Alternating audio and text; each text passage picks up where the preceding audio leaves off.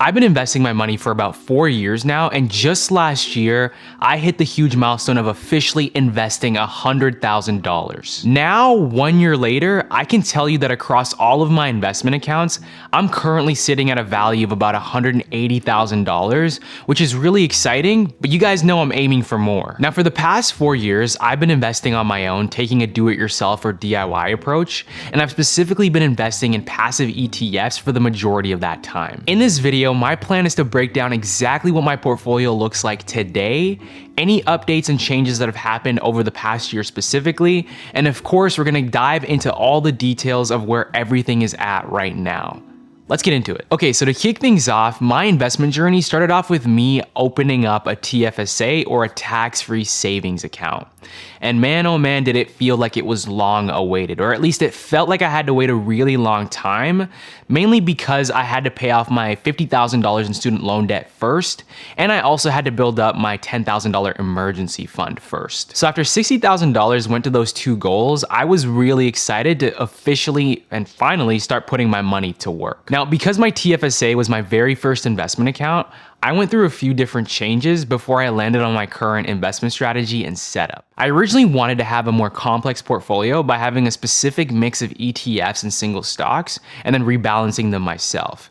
Basically, I was under the impression that I could have the perfect setup with my portfolio that was optimized to be low cost and also still slightly beat the market, if you want to put it that way. Eventually, through some research and some hands-on experience, I realized that one, you're way more likely to have worse returns over the long term with that approach, and two, the amount of time that it takes to manage a complex portfolio, that time could way be better spent learning actual useful personal finance topics instead. So eventually I landed on the concept of a one fund solution ETF, or in other words, an all-in-one ETF. Basically, a one fund solution is where you buy just one, literally just one single ETF, but that one ETF provides you with all the diversification that you need. Technically, a one fund solution doesn't have to be in the form of an all-in-one ETF, but they're a really great option, especially in Canada, because there are some that have some really low fees. And by the way, an all-in-one ETF is an ETF that's made up of multiple other ETFs that's packaged all together for you into one overarching ETF. All-in-one ETFs are great because they give you simplicity. All you have to do is buy one ETF and you don't have to worry about managing multiple other ETFs, and they give you diversification. Now, the one that I ended up choosing to go with is called XEQT, and its official title is the iShares Core Equity ETF portfolio. So it's made up completely of equities, so stocks, and it's globally diversified. So it's made up of companies, stocks from companies from all around the world. And you get that diversification through 5 different passive ETFs that track different global markets, and that includes XIC, XEF, ITOT, XTOT, and XEC. Once I made the decision to go with XEQT, I then sold off approximately $20,000 worth of investments that I had already invested in, and then instead reinvested that money back into only shares of XEQT. Now, after that, it took me a few more years to actually max out my TFSA because I'd built up a lot of contribution room since turning 18 years old. I eventually ended up maxing out my TFSA at the end of 2024, and then I remaxed it out in 2025, and then I've already done the same in 2026. By the way, because a TFSA is a tax advantage investment account, it has a contribution limit. Every year, more room is added to your account, so even though I maxed out my lifetime contribution room in 2024, I'm still gonna have more room added each and every single year on January 1st, basically every year moving forward. As of 2026, my personal contribution limit is $89,000. So earlier this month, after gaining that additional $7,000, I added that money into my account and invested it in XEQT. All right, so if we pull up my TFSA real quick, you can see here, if we're strictly looking at the results and the returns, you can see that all time, my return is sitting at a total of 28%. And I've contributed a total of $89,000, but the value of this account is currently sitting at $123,384, which is pretty amazing if you think about it. Now, what's funny is that I'm gonna show you guys really quickly just the different timelines of the 1 week compared to the 1 month, the 3 month, the 1 year, and the all-time. One quick note about the all-time, you can see here that I have this really big gap. The reason I have this really big gap is because I transferred my money, you know, at a point in time where I already had an account. So there's this data that's basically missing, and still included, I guess. But if we take a look here at the 1 year, you can see the return is really, really high. We were coming off of a really, really ridiculously good year in the stock market, especially if we were invested in the global markets. But yeah, if we're scrolling through, if we're looking at even the 3 month, the 1 month, you can see that the TFSA has really, really grown up until now. All right, so after my TFSA was fully maxed out, I ended up opening up an FHSA, or a first home savings account, next. This account is the only account that I'm using that technically isn't inherently for long-term investing. It's obviously for purchasing your first home, which I personally don't plan on doing for quite some time, but there were too many tax benefits to pass this account up. Basically, the FHSA combines the benefits of both the TFSA and the RRSP. And since me and Steph will at some point eventually buy a house for us to personally live in, and given that you can have an FHSA open for up to 15 years, it just made sense. Especially since we can roll our FHSAs into an RRSP if we don't end up using the funds that are in that account to buy a house for us to live in personal to live in, within that 15-year period. Now, maxing out my FHSA was a lot smaller of a mountain to climb than the TFSA, especially given the fact that the contribution room rolls out in $8,000 increments each and every year from the year that you actually open up an account. So the contribution room isn't automatically growing in the background, which is unfortunate, I guess. So I opened up my FHSA in 2024 and gained $8,000 in contribution room. And then I gained another $8,000 in 2025 and another $8,000 in 2026. Early last year, I was able to max out my FHSA for the very first time. And then throughout the year, I was able to remax it out. Now, I usually invest $2,000 a month every single month. And then some months I'm able to contribute a few $100s more. So literally by April, I was done. Then this year, I contributed a lump sum of $4,000 from a bonus that I paid out myself.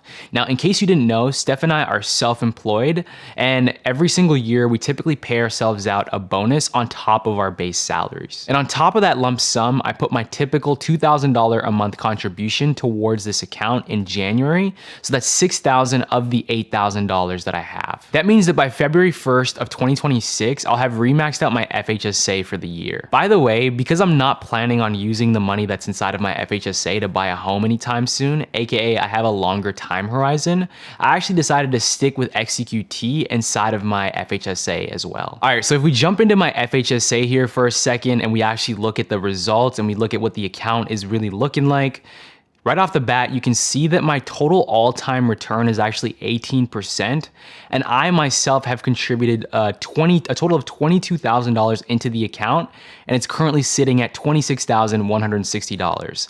So you can see that there's actually a sharp uptick here, and that's actually just me putting money into the account, so my actual contribution. But we can see here, if you're going from all time to the 1 year, you can see what the return is looking like. Once again, these little sharp upticks here, those are just my contributions, and they'll be bigger, and they'll look bigger if you're making larger contributions, basically.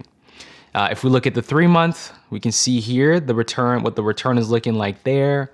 If we look at the 1 month, if we actually scroll down and we look at the holdings, just to prove to you guys that I did stick to XCQT within this account, you can actually see the number of shares that I have there. You can see the all-time return, as well as the value of the portfolio the value of the FHSA itself.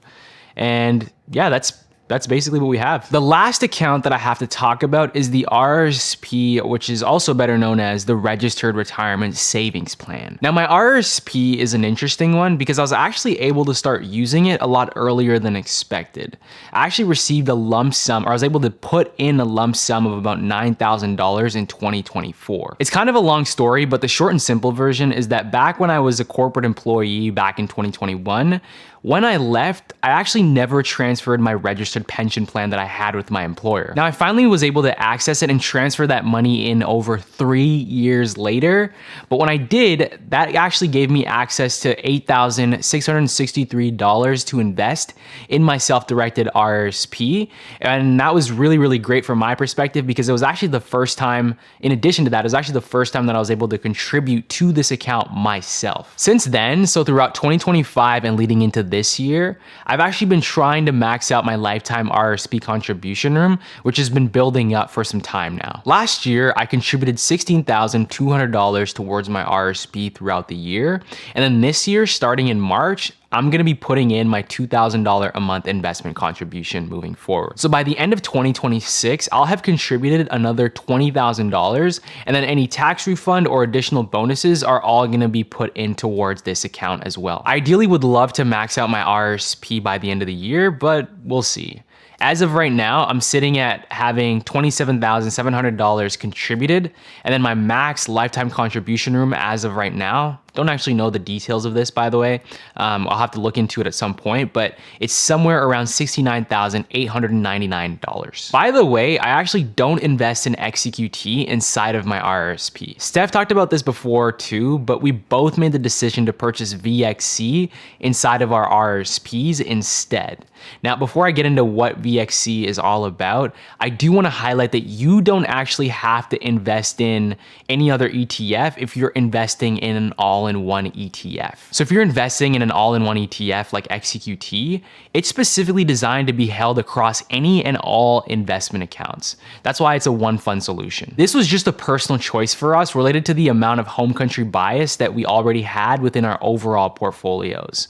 Since XEQT holds 25% within the Canadian market, that's just, it's a lot compared to how much Canada actually accounts for globally. But once again, it was a personal choice for us specifically. Now we plan on doing a video on this later this year, but the main takeaway here is that we could have just stuck with XEQT, but we decided to add in VXC into our portfolios, at least for now. By the way, VXC is another globally diversified ETF, and its official title is the Vanguard FTSE Global All Cap excluding Canada Index ETF. It's also 100% equities, and it's made up of multiple ETFs that track different global markets like the US, other international markets, and emerging markets, but no Canada. All right, so if we jump back into my investment app here, we can see that the RRSP is looking pretty good, right? If we take a look at what my total return is all time, it's sitting at somewhere around 16%.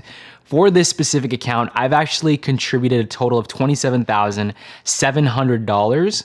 And then in terms of the actual value, we can see here that it's $32,339. And if we go through the graph, similar to what we've done before, if we take a look at the 1 year, if we take a look at the 3 months, if we take a look at the 1 month, the 1 week, it's all looking pretty good. And the only difference in this case with this account, like I said before, is that I'm investing in VXC as opposed to XEQT. So that's pretty much the only difference. It is a major difference, but it is the key difference separating this account with the other accounts. All right, so those 3 investment accounts, so the TFSA, the FHSA, and the RRSP, make up my entire stock market portfolio as of right now. Overall, the total value of my investment portfolio is $181,821 as of January 2026, and I can't wait to hit $200,000 and beyond this year. I'm also really excited to see what my investment results and basically what those milestones look like years and years from now. The other thing that I want to talk about and show you guys is a change that I've made recently in my investment platform, and it's called creating a household. Now, the investment platform that me and Steph use is called Wealthsimple, and they basically offer this feature that's called a Wealthsimple Household. Basically, you can combine with someone else that's in your household, like a significant other or anyone else who shares the same residential address as you, so like a parent or a sibling, whoever, and combine your assets on the platform. It's really useful for 2 reasons. So number 1, as a couple, we can see our combined net worths and amounts across all of our accounts in one really easy to see place. And 2, you can reach your investment tiers and milestone rewards a lot faster. So like premium status or even generation status. We were specifically interested in seeing our net worths being tracked in one place, like our investment platform that we both use, mainly because now as an engaged couple, we're really